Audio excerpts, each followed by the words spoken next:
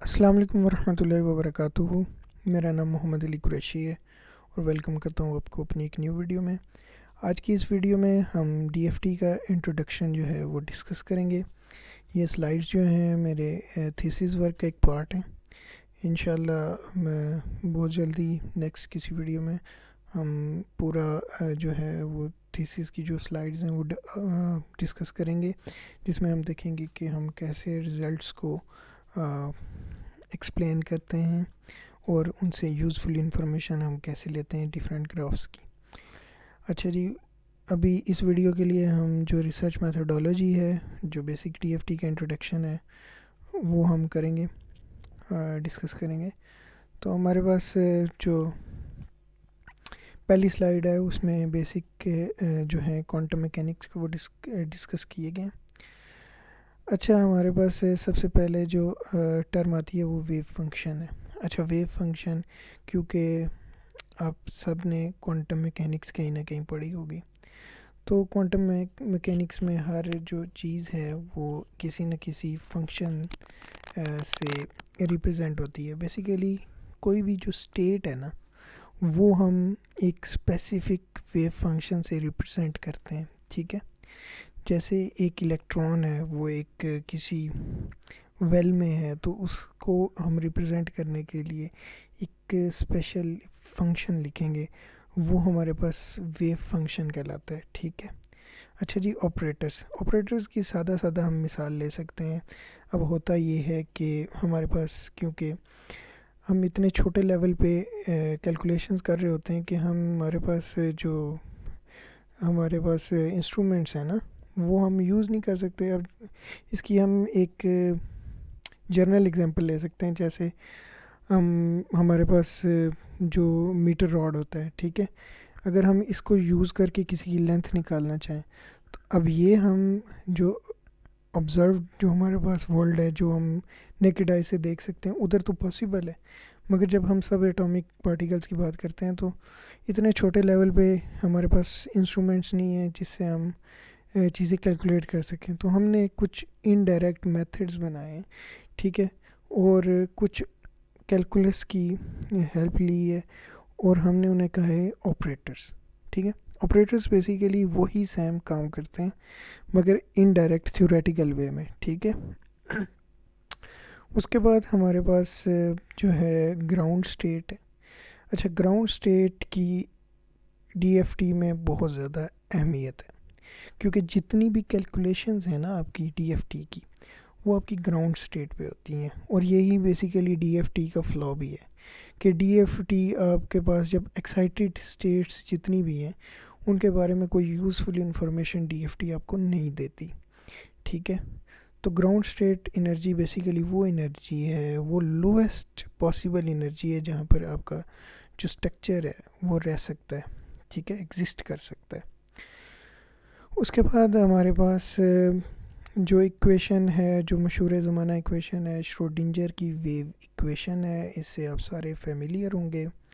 इसमें हमारे पास जो हैमिल्टोनियन है एक साइड पे, ये ऑपरेटर है।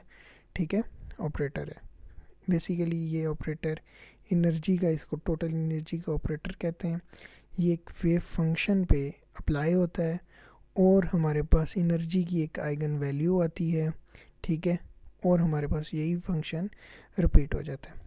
अच्छा, अगर हम लेट करें एक पार्टिकल है, ठीक है, उसकी हमारे पास दो किस्म की एनर्जी हो सकती है, एक काइनेटिक हो सकती है और एक पोटेंशियल हो सकती है। तो हमारे पास जो है, ये हमारे पास काइनेटिक एनर्जी है, ये हमारे पास उसकी आ गई पोटेंशियल एनर्जी। अच्छा, अगर हम इस काइनेटिक एनर्जी को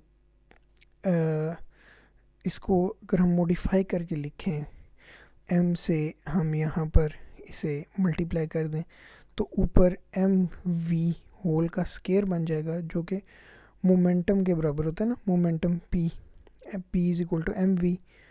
तो एम वी ऊपर स्केयर है तो पी पे भी स्केयर आ जाएगा, डिवाइडेड बाय, अब यहाँ पर एक एम से मल्टीप्लाई किया है तो बेसिक मैथ है, एम से हमें डिवाइड भी करना पड़ेगा तो टू एम आ जाएगा। ठीक हो गया, ये हमारे पास बेसिक एक इक्वेशन आ गई। अब इसी को अगर हम p की जगह हम जो हमारे पास ऑपरेटर होता है क्वांटम मैकेनिक्स में, उसे उसे कहते हैं जनाब आयोटा एच कट, ठीक है, पार्शल बाय पार्शल एक्स। ये पूरा ऑपरेटर होता है मोमेंटम का। अगर आप पुट करेंगे तो स्केयर की वजह से आयोटा आया था, तो आयोटा का स्केयर माइनस हमें दे रहा होगा, जो कि आपको माइनस यहाँ पर नीचे शो भी हो रहा है, ठीक है। और एच कट का स्केयर आएगा, फिर पार्शल बाय पार्शल एक्स आ रहा था, तो उसका भी स्केयर हो जाएगा। और बाकी हमारे पास पोटेंशियल एनर्जी उसी तरह आ जाएगी, वेव फंक्शन वगैरह भी उसी तरह आ जाएंगे, ठीक है। ये बेसिक श्रोडिंजर की one dimensional time independent equation है, ठीक है। टाइम इंडिपेंडेंट क्यों? क्योंकि यहाँ पर कोई डेरिवेटिव आपको टाइम का नज़र नहीं आ रहा। अगर यहाँ पर एनर्जी की जगह हम इसका ऑपरेटर लिख दें तो ये टाइम डिपेंडेंट इक्वेशन बन जाएगी। अच्छा, दूसरी चीज़, ये वन डायमेंशनल है यहाँ पर क्योंकि एक्स आपको नज़र आ रहा है। अगर यहाँ पर तीन डिफरेंट होते, partial square by partial x, partial y, partial z, इन तीनों का अगर सम हो रहा होता है यहाँ पर, यानी कि इसकी जगह डेल ऑपरेटर होता, ठीक है, जो हमारे पास ग्रेडियंट जैसे नहीं होता वैसी अगर टाइप बन रही होती, तो हम ये कहते कि ये थ्री डायमेंशनल श्रोडिंजर की टाइम इंडिपेंडेंट वेव इक्वेशन है, ठीक हो गया। अच्छा, इसको अगर हम एक कलेक्शन ऑफ एटम्स के लिए अगर हम इस इक्वेशन को सॉल्व करें, तो हमारे पास क्या होता है कि हमारा जो वेव फंक्शन है ना, ये कपल हुआ होता है। क्योंकि अब एटम है ना, तो एटम में आपके पास इलेक्ट्रॉन भी होगा और न्यूक्लियस भी होगा, तो आपका जो सिस्टम है वो बाउंड हुआ हुआ है ना दो ऑब्जेक्ट्स में। आप उनको सेपरेट अगर आपने करना है तो आपको कोई ना कोई अजम्पशन लेट करनी होगी, ठीक है।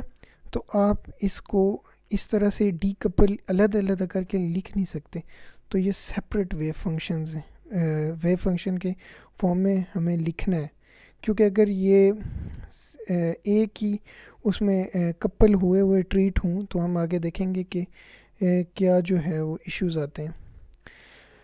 अच्छा, हमारे पास वही वेव फंक्शन अगर हम एन इलेक्ट्रॉन्स के लिए लिखें तो हमारे पास ये आता है, ठीक है। अगर हम हैमिल्टोनियन को ज़रा डिटेल में देखें तो हैमिल्टोनियन में हमारे पास जो हैमिल्टोनियन है उसमें पहले हमारे पास काइनेटिक एनर्जी है। अब पोटेंशियल जो है वो पोटेंशियल एनर्जी पे आगे फर्दर डिवाइड हो जाती है।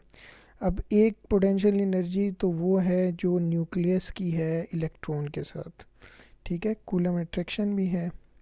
उसके बाद इलेक्ट्रॉन टू इलेक्ट्रॉन एक रिपल्शन भी है, ठीक है।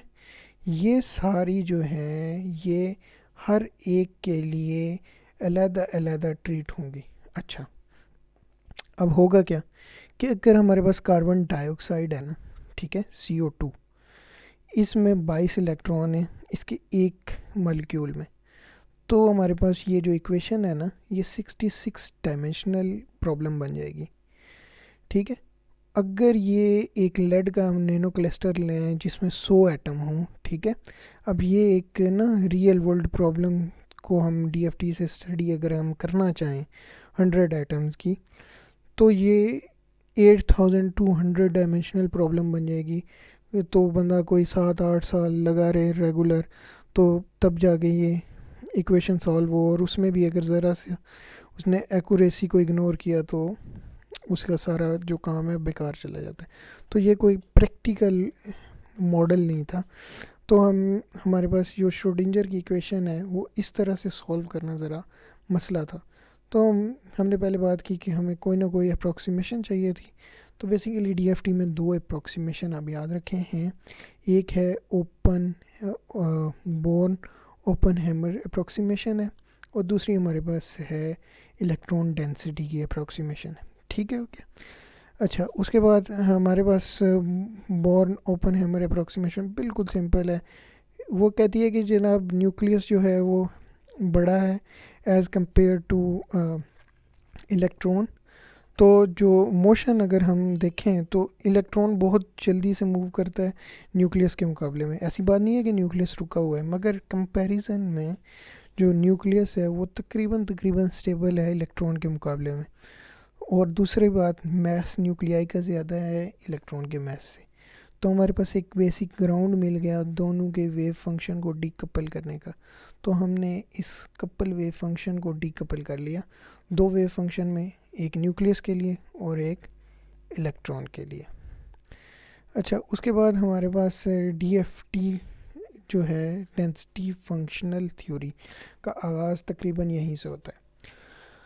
हमारे पास दूसरी जो है अप्रोक्सीमेशन वो है, हमने अलग-अलग इलेक्ट्रॉन को ट्रीट करने के बजाय हम एक ही डेंसिटी ले लेते हैं ना, ठीक है। उसमें होगा ये कि अगर हम बेसिक ये हमारे पास क्वांटम से आती है, क्वांटम मैकेनिक्स में आपने पढ़ी होगी चीज़ कि अगर हम वेव फंक्शन को उसके कंजुगेट से मल्टीप्लाई करें तो ये हमारे पास एक डेंसिटी देता होता है, ठीक है, प्रोबेबिलिटी देता है उस रीजन में। तो ये हमारे पास इलेक्ट्रॉन डेंसिटी है एक सिस्टम के लिए। अब अगर देखें एक जेथ इलेक्ट्रॉन है, मतलब एक इलेक्ट्रॉन है जो बाहर है, ठीक है, ये फॉर एग्जांपल एक न्यूक्लियस है और ये एक इलेक्ट्रॉन अगर बाहर है तो वो उसके लिए ये जो सारे इलेक्ट्रॉन है ना ये वन बॉडी की तरह ट्रीट होंगे। ये बेसिकली हमारे पास ये अप्रॉक्सीमेशन हमें ये बता रही है, ठीक है। अब इस बेस पे ये जो वेव फंक्शन थे इलेक्ट्रॉन के ये सेपरेट हो जाएंगे और इन सेपरेट वेव फंक्शंस को हम हार्ट्री प्रोडक्ट कहते हैं। ठीक हो गया। अभी तक हमने सिंपल किया, पहले हमने वेव फंक्शंस जो थे इलेक्ट्रॉन और न्यूक्लियस को उनको डीकपल किया, फिर हमने अब इलेक्ट्रॉन सारे एक ही वेव फंक्शन में ट्रीट हो रहे थे तो वो डायमेंशन ज़्यादा बन रही थी तो हमने उनको भी अलग अलग कर दिया। अब हम क्या करेंगे कि जो आउटर मोस्ट इलेक्ट्रॉन है ना जिनकी वजह से इंट्रैक्शंस हो रही हैं और प्रॉपर्टीज़ डिफ़ाइन हो रही हैं उनको रख के बाकी सारा जो उसका इंटरनल कोर होती है ना उसको हम एक ही डेंसिटी मान लेंगे। अब उससे होगा क्या, उससे होगा ये कि वो जो nth डायमेंशन इक्वेशन थी जो 66 डायमेंशनल और 8200 डायमेंशनल इक्वेशन थी वो हमारे पास 3 डायमेंशनल इक्वेशन बन जाएगी। अच्छा जी, डीएफटी में हमारे पास दो फेमस थ्योरम है जो कि डीएफटी की बेस है। थ्योरम 1 हमारे पास ये कहता है कि ग्राउंड स्टेट एनर्जी जो है वो यूनिक फंक्शनल है इलेक्ट्रॉन डेंसिटी का। अच्छा, ये फंक्शनल क्या होता है? देखें, ये एक फंक्शन है, इलेक्ट्रॉन डेंसिटी एक स्पेस का फंक्शन है और एनर्जी इस फंक्शन का फंक्शन है। ठीक हो गया। तो अगर एक फंक्शन किसी फंक्शन का फंक्शन हो तो उसको हम फंक्शनल कहते हैं। ठीक है। तो हमारे पास ये कहते हैं कि ग्राउंड स्टेट एनर्जी जो है यूनिक उसकी वैल्यू होगी स्पेसिफिक इलेक्ट्रॉन डेंसिटी के लिए। ठीक हो गया। दूसरा हमारे पास थ्योरम बेसिक, ये कोई भी वैल्यू के रिलेटेड कोई बात नहीं करता। दूसरा हमारे पास ये कहता है कि इलेक्ट्रॉन डेंसिटी वो वाली ट्रू होगी जो इस वेव फंक्शनल को मिनिमाइज़ कर दे। ठीक है, वो डेंसिटी जो इलेक्ट्रॉन डेंसिटी है वो ट्रू इलेक्ट्रॉन डेंसिटी होगी जो इस फंक्शनल को मिनिमाइज़ कर दे। ठीक हो गया। उसके बाद हमारे पास जो एनर्जी का फंक्शनल अब हमने ले लिया ना, देखें अब फंक्शनल की टर्म में गए तो अब हमारे पास जो है जहाँ पर वेव फंक्शन आ रहे थे वहाँ पर इलेक्ट्रॉन डेंसिटी की टर्म में हम चीज़ें डिफ़ाइन करना शुरू कर देंगे। तो हमारे पास एनर्जी जो फंक्शनल है वो बेसिकली दो डिफरेंट चीज़ों से मिलकर बना हुआ है। एक है हमारे पास नाउन, एक है हमारे पास एक्सचेंज कोरिलेशन फंक्शन। दूसरे मानों में ये जो हमारे पास दूसरी जो टर्म आती है इसके बारे में हम कुछ ज़्यादा जो श्योरिटी के साथ कुछ नहीं कह सकते। अच्छा, हमारे पास जो नाउन टर्म है वो क्या है?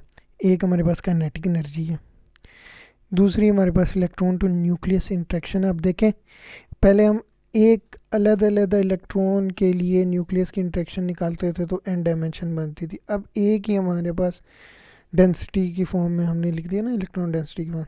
इस तरह इलेक्ट्रॉन टू इलेक्ट्रॉन जो इंट्रैक्शंस हैं कूलम रिपल्शन वगैरह वो देखें एक ही उस टर्म में आ गई। इसी तरह ई आयन लिखा हुआ है जो न्यूक्लियस के अंदर जो रिपल्शंस हो रही हैं उनकी उनके लिए जो टर्म आ रही है वो ये वाली है। ठीक हो गया। एक्सचेंज कोरिलेशन फंक्शन हमारे पास बेसिकली आगे चल के हम देखेंगे, ये एक ऐसी चीज़ है कि हमारे पास इसकी फ़िक्स वैल्यू नहीं है, ये हम अप्रोक्सीमेट करते हैं। अगर कोई बंदा इसकी वैल्यू निकाल दे तो वो यकीनन नोबेल प्राइज़ का हकदार होगा, क्योंकि ये अभी तक जो है ये श्योरिटी के साथ नाउन नहीं है, और तकरीबन हर साल डिफरेंट किस्म के रिसर्च पेपर्स इसको डिफरेंट अंदाज में डिफ़ाइन करते हैं। ठीक है, अब हमारे पास ये वैल्यूज़ अगर हम श्रोडिंजर की इक्वेशन में पुट करें वापस, तो हमारे पास कौन शाम की इक्वेशन बन जाती है। कौन शाम की इक्वेशन भी बेसिकली यही बता रही है हमारे पास कि ये पोटेंशियल्स जो हैं ये वाले, और ये एक एक्सचेंज कोरिलेशन का पोटेंशियल हमारे पास आता है, और उसी तरह आइगन वैल्यू आएगी एनर्जी की, और साथ वही वेव फंक्शन रिपीट हो जाएगा। अच्छा, कौन शाम की स्कीम है हमारे पास, ये बेसिकली डीएफटी के सॉफ्टवेयर्स के पीछे ये कहानी चल रही होती है। तो हमारे पास कोई तरीका नहीं है सही से इस फंक्शन को कैलकुलेट करने का, तो ये हम अप्रॉक्सीमेट करते हैं। दूसरी चीज़, हमारे पास ये जो चीज़ है ना इलेक्ट्रॉन डेंसिटी, ये निकालने का भी कोई सेट पैटर्न नहीं है। तो हम क्या करते हैं कि हम एक चीज़ लेट कर लेते हैं इलेक्ट्रॉन डेंसिटी, ठीक है। कौन शाम की इक्वेशन हम करते हैं सॉल्व, ये वाली, ठीक है, ये नीचे वाली।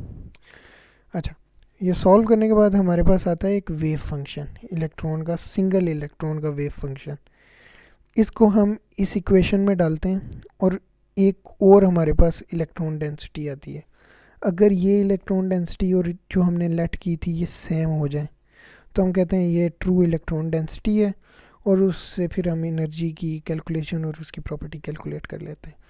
अगर फॉर एग्ज़ाम्पल वो सेम नहीं है, फिर हम एक और लेट करेंगे, और ये इसी तरह से साइकिल चलता रहेगा तब तक जब तक ये मैच नहीं करती। जब मैच करेंगी ये सर्कल यहाँ पर ब्रेक होगा, और हमारे पास जो है इलेक्ट्रॉन डेंसिटी की वैल्यू मिल जाएगी, और उससे हम बाकी कैलकुलेशंस कर लेंगे। अच्छा जी, एक्सचेंज कोरिलेशन फंक्शन जो है उसको यहाँ पर डिस्कस किया गया। तो एक्सचेंज कोरिलेशन फंक्शन में हमारे पास ये अप्रॉक्सीमेशन पे बेस करता है, और ये बेसिकली जो इंट्रैक्शंस होती हैं ना सिस्टम की, जो क्वांटम इंट्रैक्शंस हैं डिफरेंट किस्म की इलेक्ट्रॉन की सिस्टम्स के साथ, वो बेसिकली उनकी वैल्यूज़ होती हैं। ठीक हो गया। LDA, GGA, PPE, ये हाइब्रिड, ये इस किस्म के आपने नाम DFT में यकीनन सुने होंगे। ये सारे जो हैं वो हम एक्सचेंज कोरिलेशन हमारे पास फंक्शंस होते हैं। LDA बेसिकली मेथड है। LDA मेथड में क्या होता है, लोकल डेंसिटी, इसमें होता ये है कि हम जो है इलेक्ट्रॉन को ना, इलेक्ट्रॉन की जो डेंसिटी है, इलेक्ट्रॉन गैस, उसको मान के उस पर कैलकुलेशंस करते हैं। इसी तरह फिर इससे इम्प्रूवमेंट आई LDA से, फिर GGA मेथड आ गया। GGA में हम ग्रेडियंट ले लेते हैं, फिर उसके बाद हाइब्रिड मेथड आ गया, और इसी तरह से चलते चलते मज़ीद जो है एक्यूरेसी की तरफ बढ़ रहे हैं हम DFT में। उसके बाद ज्योमेट्री ऑप्टिमाइजेशन होती है। ज्योमेट्री ऑप्टिमाइजेशन ये होती है कि एक स्ट्रक्चर जो है ना, ये देखें इसकी डिफरेंट एनर्जी की टाइप्स हैं, एनर्जी की वैल्यूज़ है ना, ठीक है। ये बॉन्ड लेंथ है ना, तो ये बॉन्ड लेंथ अगर बढ़ती जाए या इसको सुकड़ती जाए, ये कम होती जाए, ये वैल्यू इसकी, यहाँ पर देखें एक्स की वैल्यू कम हो रही है ना, तो ये वैल्यू कम हो रही है, यानी कि एटम नज़दीक नज़दीक आ रहे हैं, तो बॉन्ड लेंथ कम होती जा रही है। यहाँ पर इलेक्ट्रॉन, ये जो एटम्स हैं दूर होते जा रहे हैं, तो बॉन्ड लेंथ बढ़ती जा रही है। तो इनके दरमियान जो है वो स्ट्रक्चर के दरमियान बॉन्ड लेंथ कम करके, ज़्यादा करके, इनकी पोजीशंस को चेंज करके देखा जाता है। तो जहाँ पर मिनिमम एनर्जी हमें इस ऐसे ग्राफ में मिनिमम एनर्जी मिल रही होती है ना, तो वहाँ पर हमारे सॉफ्टवेयर जो हमें कहते हैं कि आपकी ये जो सिमेट्री है ना, यहाँ पर जो एटम्स हैं, यहाँ पर ये इस एनर्जी पर जो एटम्स की अरेंजमेंट है, वो आपको कहते हैं कि ये ठीक अरेंजमेंट है, और ये एक्सपेरिमेंटल के साथ लिंक करेगी। तो हम उस स्ट्रक्चर को कहते हैं कि ये ज्योमेट्री ऑप्टिमाइज्ड स्ट्रक्चर है, या ऑप्टिमाइज्ड स्ट्रक्चर है, जो कि आप डिफरेंट पेपर्स में स्टडी करेंगे। अच्छा, जो ऑप्टिमाइज स्ट्रक्चर होता है, इसी पे फिर फर्दर कैलकुलेशंस लगाई जाती हैं। अच्छा, आगे हमारे पास जो टॉपिक है, ये हम फिर किसी वीडियो में डिस्कस करेंगे इंशाल्लाह। आज के लिए इतना ही, मिलता हूँ आपसे नेक्स्ट वीडियो में। तब तक अगर कोई क्वेश्चन हो तो आप कमेंट के ज़रिए पूछ सकते हैं। अपना बहुत सा ख्याल रखिए। मुझे दीजिए इजाज़त। अल्लाह हाफ़िज़।